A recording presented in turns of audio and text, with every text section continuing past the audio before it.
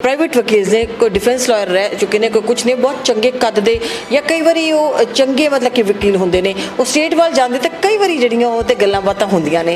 तुसीं एक चिट्ठी भी लिखी है, की चिट्ठी लिखी है, तुहाडा की टेक है उससे? कल जी असीं ना पिछले जिवें मैं तुहानूं पहलां दस्सिया कि मैनूं प्रैक्टिस 9 साल हो गए। मैं पिछले 8 या 9 महीनों तो ये गल कई बारी सुन ली कि एडवोकेट्स या सीनियर एडवोकेट्स ਨੂੰ ਉਹਨਾਂ ਦੇ ਕਲਾਇੰਟਸ ਦੇ ਨਾਲ ਜੋੜਿਆ ਜਾਂਦਾ ਹੈ, ਕਲਾਇੰਟਸ ਦੇ ਕੈਰੈਕਟਰਸ ਦੇ ਨਾਲ। ਜਿਵੇਂ ਜਿਸ ਤਰੀਕੇ ਦਾ ਕਲਾਇੰਟ ਆ ਇਹ ਸਮਝਿਆ ਜਾਂਦਾ ਕਿ ਉਸ ਵਕੀਲ ਨੇ ਉਹਨੂੰ ਰਿਪਰੈਜ਼ੈਂਟ ਕੀਤਾ ਉਹ ਕਿਹੋ ਜਿਹਾ ਹੋਊਗਾ। ਲੋਕ ਇਸ ਚੀਜ਼ ਦੇ ਉੱਤੇ ਟਿੱਪਣੀ ਦਿੰਦੇ ਨੇ। ਹੁਣ ਉਹਨਾਂ ਲੋਕਾਂ ਤੱਕ ਕੱਲ੍ਹ ਅਸੀਂ ਇੱਕ ਲੈਟਰ ਜ਼ਾਹਿਰ ਕੀਤੀ ਹੈ, ਐਡਵਾਈਜ਼ਰੀ ਕੀਤੀ ਹੈ, ਜਿਹਦੇ ਤਹਿਤ ਅਸੀਂ ਰਿਕੁਐਸਟ ਕੀਤੀ ਹੈ ਸਾਰੀ ਆਮ ਮਾਸਸ ਨੂੰ ਕਿ ਤੁਸੀਂ ਇੱਕ ਕਲਾਇੰਟ ਤੇ ਇੱਕ ਐਡਵੋਕੇਟ ਦਾ ਜਿਹੜਾ ਰਿਸ਼ਤਾ ਹੈ ਉਹ ਸਿਰਫ ਉਹਦੇ ਕੇਸ ਮਤਲਕ ਹੈ। ਤੁਸੀਂ ਉਹਨੂੰ ਅਫੈਕਸ਼ਨ ਤੇ ਕਿਸੇ ਹੋਰ ਤਰੀਕੇ ਅਫੈਕਸ਼ਨ ਦੇ ਨਾਲ ਲੈ ਕੇ ਜਾਓ। ਉਹ ਤਾਂ ਸਿਰਫ ਡਿਫੈਂਡ ਕਰ ਰਿਹਾ ਆਪਦੀ ਡਿਊਟੀ ਕੋਰਟ ਦੇ ਵਿੱਚ, ਉਹ ਚਾਹੇ ਕਿਸੇ ਵੀ ਕਲਾਇੰਟ ਦੀ ਕਰ ਰਿਹਾ ਹੋਵੇ। ਈਵਨ ਸਾਡੀ honourable supreme court of India ਵੀ ਇਹੀ ਕਹਿੰਦੀ ਹੈ ਜੋ ਵੀ ਕੋਈ ਡੀਜਨਰੇਟ ਹੋਵੇ, ਜੋ ਕੋਈ ਐਕਸਟ੍ਰੀਮਲੀ ਡੂਬੀਅਸ ਕੈਰੈਕਟਰ ਦਾ ਵੀ ਆਦਮੀ ਹੋਵੇ, ਉਹਨੂੰ ਵੀ ਹੱਕ ਹੈ ਕੋਰਟ ਦੇ ਵਿੱਚ ਆਪਦਾ ਕੇਸ ਪਲੀਡ ਕਰਨ ਦਾ।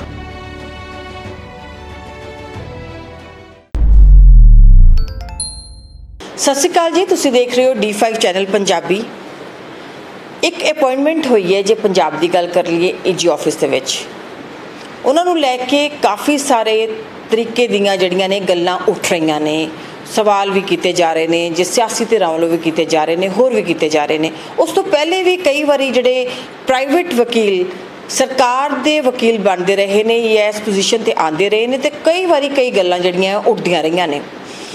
खास करके विरोधी धिरां या पोलीटिकल सियासी जोड़े सर्कल्स ने उन्होंने तय गल्लां हुंदियां ने, पर ना करते जोड़ा वकील भाईचारा है या वकील खुद ने वो की सोचते हैं, किस तरीके दे नाल गलबात करते हैं या उन्हों की की ये एक अपना टेक है, वो बारे भी असी जरूर जानना चाहते हैं। वो लिए असी सुवीर सिद्धू ने चेयरमैन ने वो बार काउंसिल के पंजाब एंड हरियाणा जी बार काउंसिल हैगी उन्होंने कोल आए हैं। बड़े यंग वकील ने और बहुत छेती वो चेयरमैन बन गए हैं। उन्होंने पहले तो उन्होंने बधाई पहले भी असी अपने मैसेजेस के थ्रू तो दे ही चुके हैं, पर अज रूबरू होने का उन्होंने नाल मौका मिले क्योंकि मौका भी सी ते दस्तूर भी सी, इस करके उन्होंने नाल गलबात करांगे। तुहाडा बहुत बहुत स्वागत है सर। थैंक यू जी।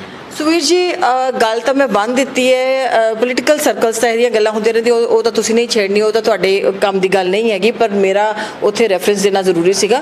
पर हाँ बिल्कुल एवें दे जिहड़े भी जिहड़े प्राइवेट वकील ने कोई डिफेंस लॉयर रह चुके ने, कोई कुछ ने बहुत चंगे कद दे या कई बारी वो चंगे मतलब कि वकील होंदे ने, वो स्टेट वाल जाते तो कई बारी जड़ियाँ वो गल्लां बातां होंदियां ने। तुसीं एक चिट्ठी भी लिखी है, की चिट्ठी लिखी है, तुहाडा की टेक है उस ते? जी कल जी असीं ना पिछले जिवें मैं तुहानूं पहलां दस्सिया कि मैनूं प्रैक्टिस 9 साल हो गए। मैं पिछले 8 या 9 महीनों तो ये गल कई बारी सुन ली कि एडवोकेट्स या सीनियर एडवोकेट्स ਨੂੰ ਉਹਨਾਂ ਦੇ ਕਲਾਇੰਟਸ ਦੇ ਨਾਲ ਜੋੜਿਆ ਜਾਂਦਾ ਹੈ, ਕਲਾਇੰਟਸ ਦੇ ਕੈਰੈਕਟਰਸ ਦੇ ਨਾਲ। ਜਿਵੇਂ ਜਿਸ ਤਰੀਕੇ ਦਾ ਕਲਾਇੰਟ ਆ ਇਹ ਸਮਝਿਆ ਜਾਂਦਾ ਕਿ ਉਸ ਵਕੀਲ ਨੇ ਉਹਨੂੰ ਰਿਪਰੈਜ਼ੈਂਟ ਕੀਤਾ ਉਹ ਕਿਹੋ ਜਿਹਾ ਹੋਊਗਾ, ਤੇ ਲੋਕ ਇਸ ਚੀਜ਼ ਦੇ ਉੱਤੇ ਟਿੱਪਣੀ ਦਿੰਦੇ ਨੇ। ਹੁਣ ਉਹਨਾਂ ਲੋਕਾਂ ਤੱਕ ਕੱਲ੍ਹ ਅਸੀਂ ਇੱਕ ਲੈਟਰ ਜ਼ਾਹਿਰ ਕੀਤੀ ਹੈ, ਐਡਵਾਈਜ਼ਰੀ ਕੀਤੀ ਹੈ, ਜਿਹਦੇ ਤਹਿਤ ਅਸੀਂ ਰਿਕੁਐਸਟ ਕੀਤੀ ਹੈ ਸਾਰੀ ਆਮ ਮਾਸਸ ਨੂੰ ਕਿ ਤੁਸੀਂ ਇੱਕ ਕਲਾਇੰਟ ਤੇ ਇੱਕ ਐਡਵੋਕੇਟ ਦਾ ਜਿਹੜਾ ਰਿਸ਼ਤਾ ਹੈ ਉਹ ਸਿਰਫ ਉਹਦੇ ਕੇਸ ਮਤਲਕ ਹੈ। ਤੁਸੀਂ ਉਹਨੂੰ ਅਫੈਕਸ਼ਨ ਤੇ ਕਿਸੇ ਹੋਰ ਤਰੀਕੇ ਅਫੈਕਸ਼ਨ ਦੇ ਨਾਲ ਲੈ ਕੇ ਜਾਓ, ਤੇ ਤੁਸੀਂ ਕੋਸ਼ਿਸ਼ ਇਹ ਕਰੋ ਕਿ ਤੁਸੀਂ ਇਹ ਸਮਝੋ ਕਿ ਕਲਾਇੰਟ ਦੀ ਵਕੀਲ ਦੀ ਰਿਸਪੌਂਸਿਬਿਲਿਟੀ ਉਸ ਕਲਾਇੰਟ ਤੱਕ ਸਿਰਫ ਕੋਰਟ ਦੇ ਵਿੱਚ ਹੈ, ਉਸ ਤੋਂ ਇਲਾਵਾ ਉਹਦੀ ਕੋਈ ਪਰਸਨਲ ਅਫੈਕਸ਼ਨ ਨਹੀਂ ਹੈ। ਤਾਂ ਜਿਹੜਾ ਵਕੀਲ ਦਾ ਕੈਰੈਕਟਰ ਹੈ, ਉਹਦੀ ਆਈਡੈਂਟੀਟੀ ਹੈ, ਉਹਨੂੰ ਉਹਦੇ ਨਾਲ ਮਰਜ ਨਾ ਕੀਤਾ ਜਾਵੇ ਕਲਾਇੰਟ ਦੇ ਐਕਟ ਤੇ ਕੰਡਕਟ ਦੇ ਨਾਲ।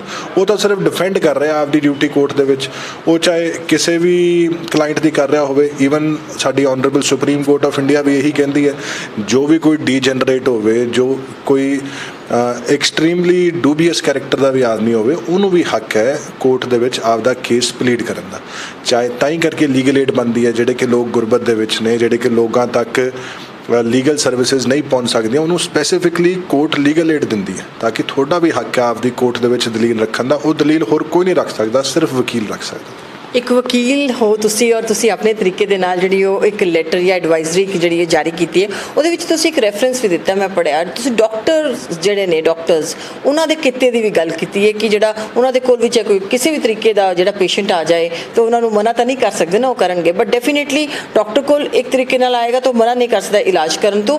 ਪਰ ਇੱਥੇ ਗੱਲ ਕੁਝ ਹੋਰ ਹੈਗੀ ਹੈ, ਕਈ ਵਾਰੀ ਜਿੱਦਾਂ ਇੱਦਾਂ ਦੀਆਂ ਗੱਲਾਂ ਆਉਂਦੀਆਂ ਕਿ ਪ੍ਰਾਈਵੇਟ ਵਕੀਲ ਨੇ ਔਰ ਉਹ ਸਰਕਾਰੀ ਧਿਰ ਤੋਂ ਹੁੰਦੇ ਹੈ, ਉਹਨਾਂ ਨੇ ਕਈ ਤਰ੍ਹਾਂ ਦੇ ਕੇਸਿਸ ਜਿਹੜੇ ਨੇ ਉਹ ਕਈ ਵਾਰੀ ਮਤਲਬ ਕਿ ਉਹਨਾਂ ਦੇ ਵਿੱਚ ਉਹ ਡਿਫੈਂਸ ਲਾਇਰ ਰਹਿ ਚੁੱਕੇ ਹੁੰਦੇ ਹੈ, ਪਰ ਦੂਜੇ ਪਾਸੇ ਜਾਣਗੇ ਲੱਗਦਾ ਨਹੀਂ ਬੀਇੰਗ ਈਵਨ ਲਾਇਰ ਤੁਸੀਂ ਤਾਂ ਉਹਨੂੰ ਅੱਛੀ ਤਰ੍ਹਾਂ ਜ਼ਿਆਦਾ ਦੇਖ ਸਕਦੇ ਹੋ ਕਿ ਹੋ ਸਕਦਾ ਹੈ ਕਿ ਉਹ ਕਿਤੇ ਨਾ ਕਿਤੇ ਇਨਫਲੂਐਂਸ ਜਾਂ ਬੈਕ ਆਫ ਦਾ ਮਾਈਂਡ ਤੇ ਉਹ ਚੀਜ਼ਾਂ ਟਰੈਵਲ ਕਰਦੀਆਂ ਹੋਣ। ਜਿਵੇਂ ਮੈਂ ਅੱਜ ਤੱਕ ਜਿੰਨੇ ਕੇਸਿਸ ਕੀਤੇ ਮੇਰਾ ਇੱਕ ਕਲਾਇੰਟ ਦੇ ਨਾਲ ਕੌਨਫੀਡੈਂਸ਼ੀਅਲਿਟੀ ਐਗਰੀਮੈਂਟ ਹੁੰਦਾ।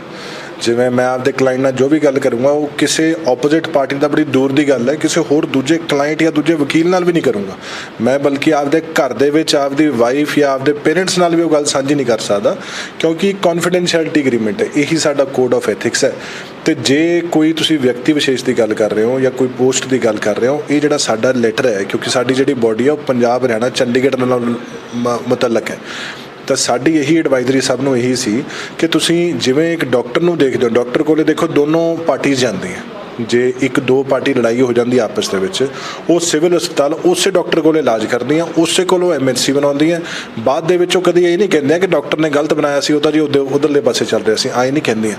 ਇੱਕ ਫੇਥ ਦੀ ਹੈ, ਆਪਣਾ ਜਿਹੜਾ ਸਿਸਟਮ ਹੈ ਉਹ ਫੇਥ ਤੇ ਗੁੱਡ ਫੇਥ ਪ੍ਰਿੰਸੀਪਲ ਤੇ ਐਸਟੈਬਲਿਸ਼ਡ ਹੈ।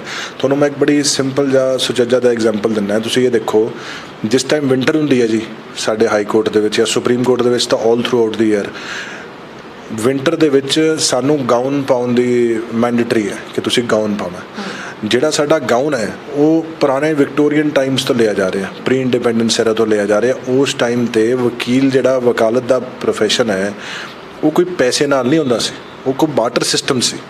ਉਹਦੇ 'ਚ ਜੇ ਤੁਸੀਂ ਅੱਜ ਵੀ ਗਾਊਨ ਦੇਖੋਗੇ, ਮੇਰੇ ਕੋਲ ਹੈ ਨਹੀਂ, ਮੈਂ ਤੁਹਾਨੂੰ ਅੱਜ ਦਿਖਾ ਦਿੰਦਾ, ਉਸ ਗਾਊਨ ਦੇ ਪਿੱਛੇ ਇੱਕ ਜੇਬ ਬਣੀ ਹੁੰਦੀ ਹੈ।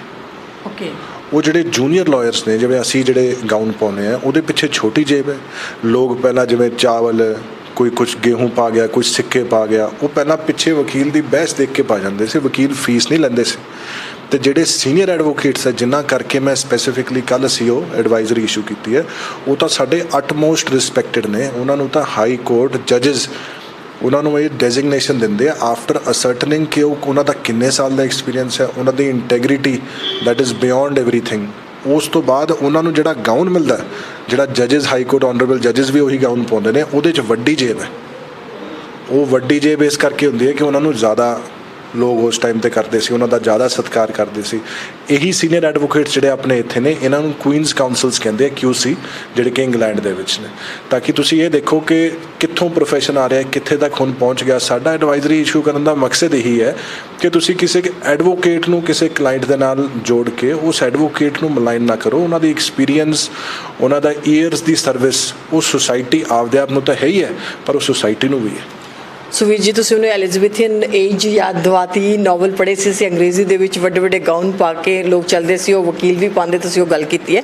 ਪਰ ਚਲੋ ਇਨ ਜਨਰਲ ਜਿਹੜੀ ਆਪਾਂ ਜੇ ਗੱਲ ਕਰੀਏ ਇਸ ਚੀਜ਼ ਨੂੰ ਲੈ ਕੇ, ਤੁਸੀਂ ਹੁਣੇ ਹਾਈ ਕੋਰਟ ਦੇ ਜੱਜਸ ਦੀ ਗੱਲ ਕੀਤੀ, ਸੁਪਰੀਮ ਕੋਰਟ ਦੇ ਜੱਜਸ ਦਾ ਹਵਾਲਾ ਦਿੱਤਾ, ਤੇ ਆਪਾਂ ਇਹ ਵੀ ਦੇਖਦੇ ਹਾਂ ਇੱਕ ਪਾਸੇ ਇਹ ਵੀ ਤਾਂ ਗੱਲ ਹੈਗੀ ਹੈ ਕਿ ਜਿਹੜੇ ਜੱਜਸ ਨੇ ਜੇ ਕਿਸੇ ਵੇਲੇ ਉਹ ਕਿਸੇ ਕਲਾਇੰਟ ਦਾ ਵਕੀਲ ਰਹਿ ਚੁੱਕੇ ਹੋਣ ਤਾਂ ਉਹਦਾ ਜੱਜ ਬਣਨ ਤੋਂ ਬਾਅਦ ਉਹਨਾਂ ਦਾ ਕੇਸ ਵੀ ਸ਼ਾਇਦ ਨਹੀਂ ਸੁਣਦੇ। ਤੁਹਾਨੂੰ ਵੈਸੇ ਦੇ ਬਾਰੇ ਜ਼ਿਆਦਾ ਪਤਾ ਹੋਵੇਗਾ, ਤੁਸੀਂ ਤਫਸੀਲ ਨਾਲ ਜ਼ਿਆਦਾ ਦੱਸ ਸਕਦੇ ਹੋ। ਹਾਂਜੀ, ਨਹੀਂ ਸੁਣਦੇ, ਰਿਕਿਊਜ਼ ਕਰ ਜਾਂਦੇ ਹੋ, ਕਿਉਂਕਿ ਉਹਨਾਂ ਦੇ ਆਪਦੇ ਕੋਡ ਆਫ ਐਥਿਕਸ ਨੇ, ਉਹਨਾਂ ਦੇ ਆਪਦੇ ਕੋਡ ਆਫ ਐਥਿਕਸ, ਜੋ ਉਹਨਾਂ ਨੂੰ ਠੀਕ ਲੱਗਦਾ ਰਾਈਟਫੁਲੀ ਉਹ ਆਪ ਕਰਦੇ ਨੇ। ਕੋਈ ਬਾਊਂਡੇਸ਼ਨ ਨਹੀਂ ਹੁੰਦੀ ਉਹਨਾਂ 'ਤੇ, ਉਹਨਾਂ ਨੂੰ ਆਪ ਲੱਗਦਾ ਕਿ ਨਹੀਂ ਮੈਨੂੰ ਨਹੀਂ ਸੁਣਨਾ ਚਾਹੀਦਾ, ਉਹ ਨਹੀਂ ਸੁਣਦੇ। ਪਰ ਜੇ ਸਿਚੁਏਸ਼ਨ ਕੁਛ ਇਹੋ ਜਿਹੀ ਹੋਏ ਜਿਹੜੀਆਂ ਕਿ ਮਾਸਿਸ ਦੇ ਨਾਲ ਜੁੜੇ ਹੋਏ ਮੁੱਦੇ ਹੋਣ, ਜਾਂ ਫਿਰ ਇੱਦਾਂ ਦੀ ਸਿਚੁਏਸ਼ਨ ਹੋਵੇ ਕਿ ਉਹੀ ਕੇਸਿਸ ਅੱਜ ਵੀ ਹਜੇ ਵੀ ਪੈਂਡਿੰਗ ਚੱਲ ਰਹੇ ਹੋਣ, ਔਰ ਤੁਸੀਂ ਪ੍ਰੈਕਟਾਈਜ਼ਿੰਗ ਲਾਇਰ ਪਹਿਲੇ ਪ੍ਰਾਈਵੇਟ ਸੀਗੇ, ਉਹਦੇ ਬਾਅਦ ਤੁਸੀਂ ਦੂਸਰੀ ਸਾਈਡ 'ਤੇ ਆ ਜਾਂਦੇ ਹੋ, ਗਵਰਨਮੈਂਟ ਦੇ ਵੱਲ ਆ ਜਾਂਦੇ ਹੋ, ਔਰ ਇੱਕ ਪੋਜੀਸ਼ਨ 'ਤੇ ਤੁਸੀਂ ਟੌਪ ਜਿਹੜਾ ਉਸ ਐਡਵੋਕੇਟ ਦੇ ਤੌਰ 'ਤੇ ਕੰਮਕਾਜ ਕਰਦੇ ਹੋ, ਅਤੇ ਫਿਰ ਵੀ ਕੀ ਹੈ, ਇੰਨਾ ਹੀ ਫੇਅਰ ਹੋਏਗਾ? ਦੇਖੋ ਇਹ ਤਾਂ ਉਹਨਾਂ ਦਾ ਆਪਦਾ ਪਰਸਨਲ ਡਿਸੀਜਨ ਹੋਊਗਾ। ਸਾਡੀ ਕਾਉਂਸਲ ਦੇ ਤੌਰ ਤੇ ਸਾਡੀ ਇਹ ਜ਼ਿੰਮੇਵਾਰੀ ਸੀ ਲੋਕਾਂ ਤੱਕ, ਤਾਂ ਹੀ ਕਰਕੇ ਜਿਹੜੀ ਸਾਡੀ ਲੈਟਰ ਹੈ ਉਹ ਟੂ ਹੂਮਸਐਵਰ ਇਟ ਮੇ ਕੰਸਰਨ ਹੈ ਕਿ ਜੋ ਵੀ ਸਮਝਣਾ ਚਾਹੇ ਸਮਝ ਸਕਦਾ ਹੈ। ਉਹ ਸਾਰਿਆਂ ਲਈ ਇਹੀ ਹੈ ਕਿ ਵਕੀਲ ਨੂੰ ਕਾਈਂਡਲੀ ਤੁਸੀਂ ਉਸ ਸੇਮ ਪੇਂਟ ਦੇ ਨਾਲ ਤੁਸੀਂ ਬਰਸ਼ ਨਾ ਕਰੋ ਜਿਹੜਾ ਕਿ ਕਲਾਇੰਟ ਦੇ ਨਾਲ ਹੈ।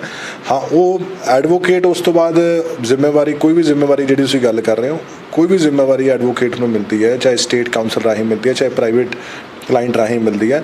ਉਹ ਹੀ ਇਜ਼ ਦ ਬੈਸਟ ਜੱਜ of his career and his code of ethics. ਉਹ ਇੱਕ ਕੋਡ ਆਫ ਐਥਿਕਸ ਸਾਡਾ ਸਟੈਂਡਰਡਸ ਆਫ ਪ੍ਰੋਫੈਸ਼ਨਲ ਐਥਿਕਸ ਦਿੱਤਾ ਹੋਇਆ ਹੈ ਸਾਡਾ ਬਾਰ ਕੌਂਸਲ ਆਫ ਇੰਡੀਆ ਰੂਲਸ ਦੇ ਵਿੱਚ, ਅਤੇ ਸਾਡਾ ਐਡਵੋਕੇਟਸ ਐਕਟ 1961 ਵੀ ਇਸ ਚੀਜ਼ ਨੂੰ ਰੱਖਦਾ ਸਾਹਮਣੇ, ਅਤੇ ਉਹਦੇ ਤਹਿਤ ਸਾਰੇ ਐਡਵੋਕੇਟਸ ਨੂੰ ਅਵਾਇਡ ਕਰਨ ਦੀ ਜ਼ਿੰਮੇਵਾਰੀ ਹੈ। ਨਾਲ ਇਹ ਵੀ ਜ਼ਿੰਮੇਵਾਰੀ ਹੈ ਕਿ ਉਹਨਾਂ ਦੀ ਡਿਊਟੀ ਹੈ ਕਿ ਕੋਈ ਵੀ ਉਹਨਾਂ ਕੋਲੇ ਆਪਦਾ ਕੇਸ ਲੈ ਕੇ ਆਉਂਦਾ ਹੈ, ਆਪਦੀ ਦਲੀਲ ਲੈ ਕੇ ਆਉਂਦਾ ਹੈ, ਉਹਨੂੰ ਫੜਨਾ, ਤੇ ਅਨਲੈਸ ਅੰਟਿਲ ਕੋਈ ਸਪੈਸੀਫਿਕ ਰੀਜ਼ਨਸ ਹੋਣ ਜਾਂ ਕੋਈ ਬਹੁਤ ਐਕਸਟ੍ਰੇਨੀਅਸ ਰੀਜ਼ਨ ਹੋਣ, ਉਹਨੂੰ ਉਹ ਮਨਾ ਨਹੀਂ ਕਰ ਸਕਦੇ ਕਿ ਮੈਂ ਤੇਰਾ ਕੇਸ ਨਹੀਂ ਲੈਣਾ। ਫਿਰ ਇਹ ਕਹਿ ਸਕਦੇ ਹਾਂ ਕਿ ਚੇਂਜ ਆਫ ਡਿਊਟੀ ਹੈਗੀ ਹੈ, ਤਾਂ ਜੇ ਉਹ ਇੱਧਰ ਸ਼ਿੱਦਤ ਨਾਲ ਨਿਭਾਉਂਦੇ ਸੀ ਆਪਣੀ ਡਿਊਟੀ, ਤਾਂ ਉਹੀ ਜਿਹੜਾ ਜੇ ਵਕੀਲ ਹੋਏਗਾ ਦੂਸਰੇ ਪਾਸੇ ਖੜਾ, ਤੇ ਉਹ ਵੀ ਉਨੀ ਸ਼ਿੱਦਤ ਤੇ ਉਨੀ ਹੀ ਜ਼ਿਆਦਾ ਗੰਭੀਰਤਾ ਦੇ ਨਾਲ ਆਪਣੇ ਕੇਸ ਨੂੰ ਲੜੇਗਾ। ਜੀ, ਮੈਂ ਜੋ ਸਮਝ ਪਾ ਰਿਹਾ, ਤੁਸੀਂ ਸ਼ਾਇਦ ਰੀਸੈਂਟ ਡਿਵੈਲਪਮੈਂਟਸ ਦੀ ਗੱਲ ਕਰ ਰਹੇ ਹੋ। ਮੇਰਾ ਸਿਰਫ ਇਹੀ ਇਸ ਟਾਈਮ 'ਤੇ ਕਹਿਣ ਦਾ ਮਕਸਦ ਇਹ ਹੈ ਕਿ ਤੁਸੀਂ ਜਿਹੜਾ ਦ ਬੈਸਟ ਜੱਜ of change off duty is the advocate himself. ਤਾਂ ਉਹ ਕਿਸੇ ਵੀ ਜਿਨ੍ਹਾਂ ਦੀ ਤੁਸੀਂ ਗੱਲ ਕਰ ਰਹੇ ਹੋ, ਉਹ ਜਿਨ੍ਹਾਂ ਦੇ ਵੀ ਅਸੀਂ ਲੋਕ ਕਹਿੰਦੇ ਨੇ ਕਿ ਇਹ ਸਪੈਸੀਫਿਕਲੀ ਇਹ ਆਏ, ਇਹਨਾਂ ਨੇ ਕੇਸਿਸ ਕੀਤੇ ਨੇ, ਉਹ ਐਡਵੋਕੇਟ ਇਜ਼ ਬੈਸਟ ਜੱਜ। ਸਾਡੀ with regard to our authority ਸਿਰਫ ਲੋਕਾਂ ਨੂੰ ਇਹ ਬੈਸਟ ਪੋਸੀਬਲ ਤਰੀਕੇ ਨਾਲ ਇਹ ਦੱਸ ਸਕਦੇ ਹਾਂ ਕਿ ਇੱਕ ਐਡਵੋਕੇਟ ਦੀ ਡਿਊਟੀ ਹੁੰਦੀ ਹੈ ਕੇਸ ਬਰੀਫ ਐਕਸੈਪਟ ਕਰਨਾ, ਉਹਨੂੰ ਕੋਰਟ ਦੇ ਸਾਹਮਣੇ ਪਲੀਡ ਕਰ ਲਾ, ਉਹਨੂੰ ਕਾਨੂੰਨ ਰਾਹੀਂ ਸਹਾਇਤਾ ਦੇਣਾ, ਤੇ ਇੱਕ ਵਕੀਲ ਪ੍ਰਤੀ ਆਪਦੀ ਫੁੱਲ ਸਿੰਸੀਅਰਿਟੀ ਐਂਡ ਓਨੈਸਟੀ, ਇੱਕ ਕਲਾਇੰਟ ਪ੍ਰਤੀ ਫੁੱਲ ਸਿੰਸੀਅਰਿਟੀ ਐਂਡ ਓਨੈਸਟੀ ਰੱਖਣਾ ਜਦ ਤੱਕ ਉਹ ਕਲਾਇੰਟ ਦੇ ਨਾਲ ਇੰਗੇਜਡ ਹੋਵੇ। ਉਹ ਆਏ ਤਾਂ ਹੈ ਨਹੀਂ ਕਿ ਵਨ ਟਾਈਮ ਇੰਗੇਜ ਹੋ ਗਏ ਆਲ ਟਾਈਮ ਇਹ ਗੱਲ ਰਹੂਗੀ, ਬਟ ਕੌਨਫੀਡੈਂਸ਼ੀਅਲਿਟੀ ਆਲ ਟਾਈਮ ਰਹੂਗੀ। ਜਿਹੜੀ ਕਿ ਕਲਾਇੰਟ ਨੇ ਇੱਕ ਵਾਰੀ ਵਕੀਲ ਨੂੰ ਗੱਲ ਦੱਸਤੀ, ਉਹ ਸਾਰੀ ਜ਼ਿੰਦਗੀ ਵਕੀਲ ਆਪਦੇ ਨਾਲ ਲੈ ਕੇ ਜਾਊਗਾ। ਬਹੁਤ ਬਹੁਤ ਧੰਨਵਾਦ ਜੀ। ਥੈਂਕ ਯੂ ਜੀ, ਥੈਂਕ ਯੂ ਸੋ ਮਚ। ਹੋਏਗੀ ਕਿਸਾਨਾਂ ਦੀ ਗੱਲ, ਨਵੀਂ ਖੇਤੀ ਮਸ਼ੀਨਾਂ, ਬੀਜਾਂ ਤੇ ਬਾਗਾਂ ਦੀ ਗੱਲ ਲੈ ਕੇ ਚੱਲਾਂਗੇ ਤੁਹਾਨੂੰ ਰੰਗਲੇ ਪੰਜਾਬ ਦੇ ਖੇਤਾਂ ਵੱਲ। ਦੇਖਣਾ ਨਾ ਭੁੱਲਣਾ ਸਾਡਾ ਖਾਸ programme farming with Amarjit Waraich, ਸੋਮਵਾਰ ਤੋਂ ਸ਼ੁੱਕਰਵਾਰ ਸਵੇਰੇ 7:30 ਵਜੇ D5 ਚੈਨਲ ਪੰਜਾਬੀ ਤੇ। ਕੀ ਹੁੰਦੀ ਹੈ ਜਮਾਬੰਦੀ, ਕਿਵੇਂ ਬਣਦੀ ਹੈ ਵਸੀਅਤ, ਜ਼ਮੀਨ ਜਾਇਦਾਦ ਦੇ ਹਰ ਮਸਲੇ ਤੇ ਕਰਾਂਗੇ ਚਰਚਾ। ਦੇਖਣਾ ਨਾ ਭੁੱਲਣਾ ਸਾਡਾ ਖਾਸ ਪ੍ਰੋਗਰਾਮ naibtehsildar.com, ਕਾਨੂੰਨ ਜਾਇਦਾਦ ਦਾ। D5 ਚੈਨਲ ਪੰਜਾਬੀ ਹੁਣੇ ਸਬਸਕ੍ਰਾਈਬ ਕਰੋ, ਬੈਲ ਆਈਕਨ ਤੇ ਕਲਿੱਕ ਕਰੋ।